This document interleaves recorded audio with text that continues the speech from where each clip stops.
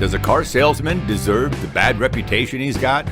Hello, I'm Kevin Hunter, the Homework Guy, here with the amazing Elizabeth to react to a Steve Richards video on the truth about the automobile salesman. Now, this is the truth from Steve's perspective. Many of you have asked for reactions to Steve Richards, so here we go. But I don't want to talk about me. I want to talk about automobile salespeople. You know, this isn't a job that most people grow up wanting to be. I mean, people don't graduate from high school wanting to be an automobile salesperson. They don't graduate from college wanting to be an automobile salesperson. I've got a master's degree. I did not grow up, nor did I ever intend on being in the automobile business. However, fortune smiled upon me because I couldn't find a job anywhere else at the time. And the automobile business accepted me when nobody else would. Now, hey, I got to commend Steve. He actually took the job he found. Yeah, and I have to share another observation, Liz. I do recall when we first started doing reactions to Steve Richards, Steve commented on you and said, I don't know who this Liz is, but she couldn't get a job anywhere. And, well, Steve, a car lot was the only one who wanted to hire you back then. So, fair enough. Yeah. I didn't plan on doing it but for 6 or 7 weeks or so until I could find something better. And 42 years later, I haven't found anything better. But I find automobile salespeople as a group, whether they're in LA, Maine, New Hampshire, Pennsylvania, Florida, Georgia, the Carolinas, Texas, Ohio, or anywhere else I work, and I've worked all over the country. I find automobile salespeople to be quite the honorable group. Now, I know that that's not the record. Now, that's a good thing I wasn't drinking milk right then, because I would have snorted it out of my nose. Is there honor among thieves? Yeah, here's the thing, you guys. Gallup has been polling the general population of the United States since the middle 70s on the least to the most trustworthy professions in the U.S. And since the 70s, so 60 years, the car salesman has been a bottom dweller on the least trusted profession in the United States. And, once in a while they get some competition from the lawyer and the politician. Oh, for sure. People of that ilk. Reputation. But the fact of the matter is, most people who become automobile salespeople did it by accident. Many of them don't mean to do it for long, and very few of them get really good training. But let me tell you what they do for a living. They work long hours.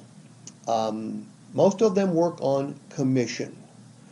Most of them work for management teams that, while they may be great men and women, haven't been trained to grow and develop a sales team. Most people in automotive management are in automotive management because they were pretty good salespeople. They don't get any management training. There's a big difference between helping someone buy a car. So I'd give Steve some feedback here on the sales training. The interesting part is we just recently did a first-time ever endorsement here on the Homework Guy Show of a dealership in San Juan. That was Capistrano Volkswagen and Capistrano Mazda. I talked to Miles Brandon, the owner of the dealership, last weekend, and had a very nice conversation with him. And after visiting with him for some period of time, I had to tell him, I says, it's really refreshing to talk to you, Miles, for two reasons. Number one, to talk to a dealership or dealer owner who talks my language. And number two, to talk to somebody from California who actually has an ounce of sense in them. So. And you know what Miles Brandon was sharing with us is that none of his salespeople expected to be car salesmen either, but they were trained by him and trained in a way to actually do customer service. So they weren't expecting that kind of a job, but they were hired on from customer service backgrounds. So correct. What the car business makes fun of calling order takers, all of those people had experience being order takers. So they understood proper customer service, and now they get to come work at the dealership and learn how to sell cars and are doing a fantastic job of it. Yep. and helping someone grow as an automobile salesperson. I mentioned they work long hours. They work nights. They work Saturdays. They work Sundays. They work holidays. And most of them are pretty much abused by the buying public. There's lots of myths about automobile salespeople. Liars, cheaters. I see all the descriptions and the comments that I get, and those comments are wrong. Are there some bad eggs? Sure there are, but there's some bad eggs in every single business. Well, it kind of goes like this, Steve.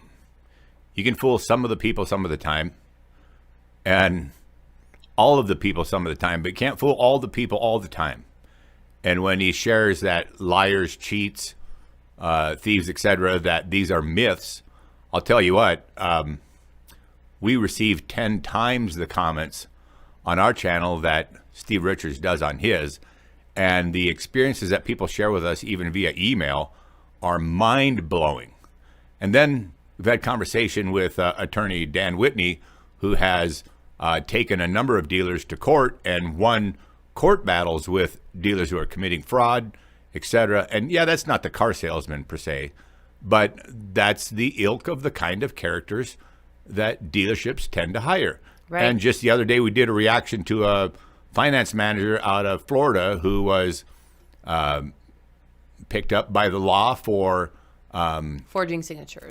Signatures on a finance app. So, yeah, there's it kind of is a den of thieves. Sorry to say. Most automobile salespeople I know are extremely good, and they have to be. They're held to a higher level of integrity than most jobs. I mean, they're under suspicion from the first phone call, the first email, the first text, when they meet and greet you, because of societal myths. Most people don't immediately trust an automobile salesperson. But you know what? And I get lots of requests from my friends who aren't in the business, requests that sound like this. How do I get the best deal on a car or a truck? And what I do is I tell them, I said, look, 100% agreed. Do your research. Go on the internet, check out the vehicles. Find a dealership near you, because they're pretty much all the same. They pretty much all sell the vehicles for the same price. Are there some better deals here or there? Sure. But I said, go visit your local dealer and find an automobile salesperson you like. I said, if you don't like the person, excuse yourself, go to the receptionist and say, hey, I'd like another salesperson. Or tell the salesperson yourself, I'd like another salesperson. I don't like 100% you. It's okay to do that. It's your money.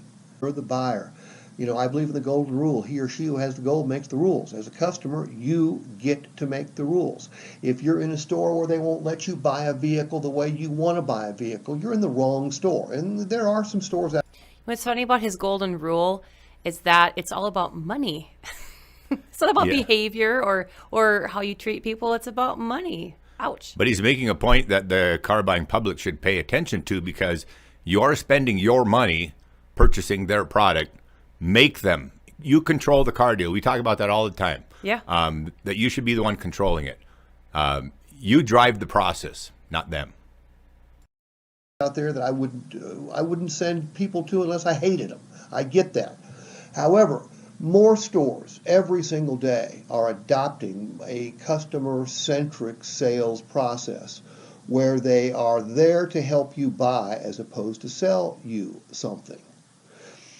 But what I tell my friends is I said, look, find a salesperson you like and don't lie to them. And they look at me like I've got four eyes. They said, what do you mean don't lie to them? I'm worried about the salesperson lying to me. And I said, look, I know you and I know thousands of automobile salespeople.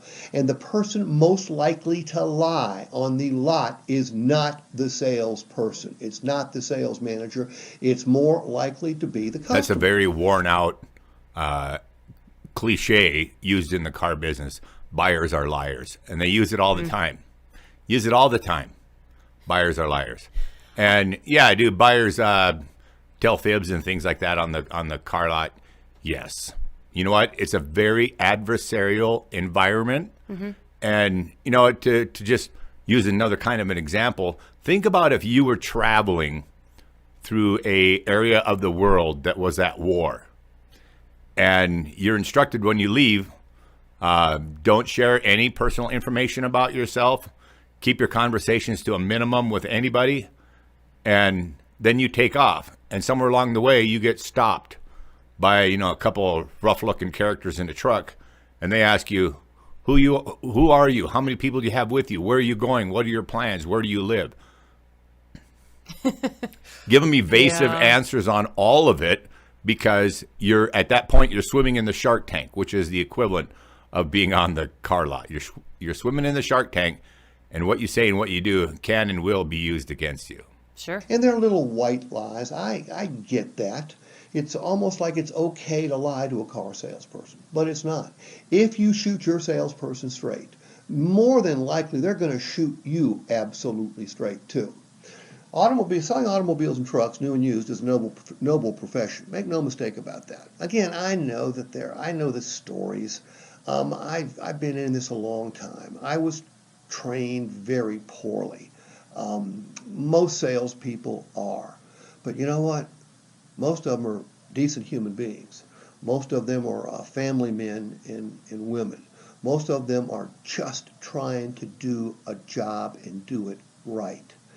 Again, if you find a rookie, be patient, okay? If you find a veteran, you will find that veteran, if he or she's been doing it for any length of time, will have adopted an attitude where they are there to help you buy a car. They're not there to help you sell anything. And if you're ever in a store where you're feeling pressure, leave. I get that. There shouldn't be any pressure to buy a car or a truck. Now, there may be persistence.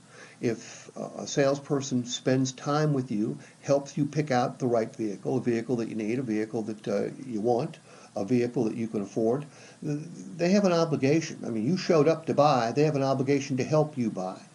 They may ask you to buy more than once, twice, 3, 4, 5 times. You know what? That's okay if it's the right thing to do. Because guess what?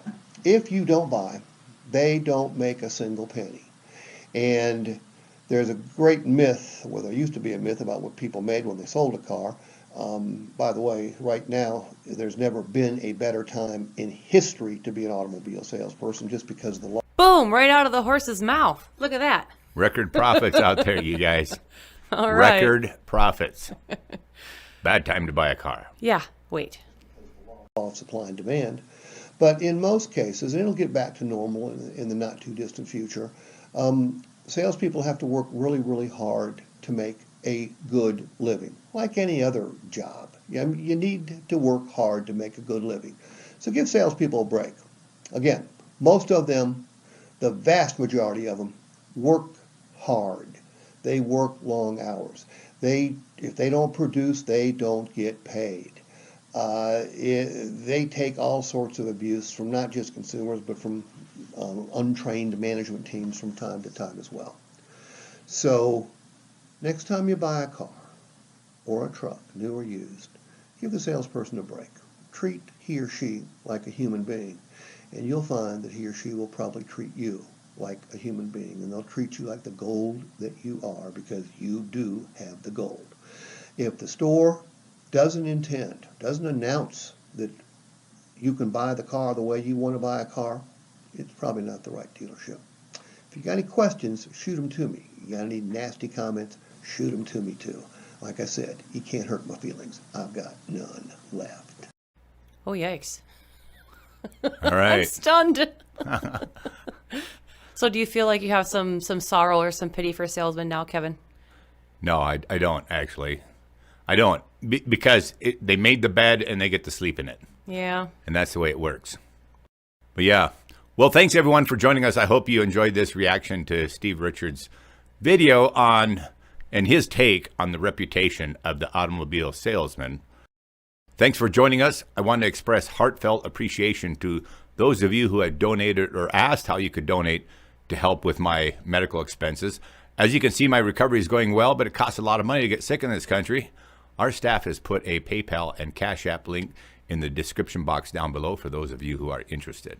And 100% of these donations from viewers are going towards Kevin's medical expenses. All right, if you appreciate our video today, consider giving us that great big thumbs up. And please, always remember to comment on our videos and then share them online with your family and friends. Always remember to comment. Comments really matter because they help boost our online visibility and lead others to great Homework Guy content. The entire Homework Guy team is here to represent you, the car buyer, and that's what we love to do. Thanks, everyone, for coming back. We'll see you on our next video. You guys rock. I'm Kevin Hunter, the Homework Guy, with the amazing Elizabeth, the Homework Gal. We gotta go.